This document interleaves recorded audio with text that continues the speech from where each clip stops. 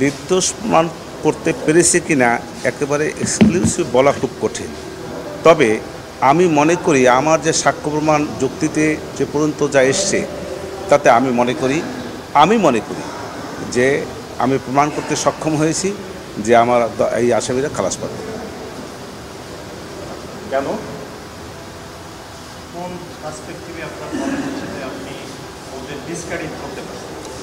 আমি এভাবেই মনে করি যে বিভিন্ন সাক্ষীর যে সমস্ত জবানবন্দি তারা দিয়েছে, সেই জবানবন্দির মধ্যে আমি যখন জেরা করেছি তার মধ্যে অনেক কিছু ডিসক্রিমিনেশন বেরিয়ে আসছে। তারা যেসব কথাগুলি বলেছেন জবানবন্দিতে সে কথাগুলি সাক্ষীতে বলেন নাই, আবার সাক্ষীতে যে কথাগুলি বলেছেন সে কথাগুলি জবানবন্দিতে বলেন নাই। তাছাড়াও এই যে শেখ হাসিনার কথা যেটা বলা হয়েছে লেথাল ওয়েপন ব্যবহার করার জন্য নির্দেশ দিয়েছেন, উনি নির্দেশদাতা। এই যে নির্দেশদাতা হিসাবে যে সমস্ত ডকুমেন্টস আনা হয়েছে আমি মনে করি সেই ডকুমেন্টসগুলো ফেক। মাননীয় ট্রাইব্যুনাল কি মনে করবে সেটা আমি বলতে পারি না, সেটা তাদের ব্যাপার। রাজসাক্ষী নিয়োগকৃত পুলিশ প্রধান সে টোটাল ঘটনাটাকে নিজেকে জড়িয়েই বলেছেন।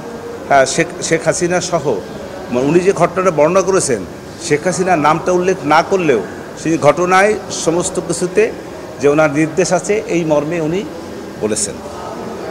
কিন্তু আমি মনে করি এই যে রাজসাক্ষী যে এই যে আব্দুল্লাহ আল মামুন উনি যে রাজসাক্ষী হিসেবে সাক্ষী দিয়েছেন এবং লার্নেড ম্যাজিস্ট্রেটের কাছে যে জবানবন্দি দিয়েছেন সেই জবানবন্দির মধ্যে ওনাকে একটি জায়গায় লার্নেড ম্যাজিস্ট্রেট একথা বলেন নাই, এই সময় এই কথাটুকুন বলেন নাই যে আপনি যদি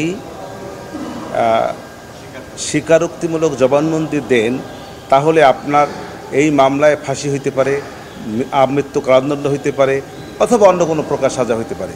এই কথাটা ওনাকে জবানবন্দি দেওয়ার পূর্বে ওনাকে বলতে হবে, সতর্ক করতে হবে, এইটা উনি করেন নাই। অতএব মনে করি এই যে জবানবন্দিমূলক যে সাক্ষ্যটা উনি দিয়েছেন এবং লার্নেড ম্যাজিস্ট্রেট যেটা নিয়েছেন এই দুটি প্রশ্নবিদ্ধ। আর তো সামনে প্রমাণ করার কিছু নাই, যুক্তিতর্কে আমি বলতে পারবো, প্রমাণের তো জায়গা আর নাই আমার।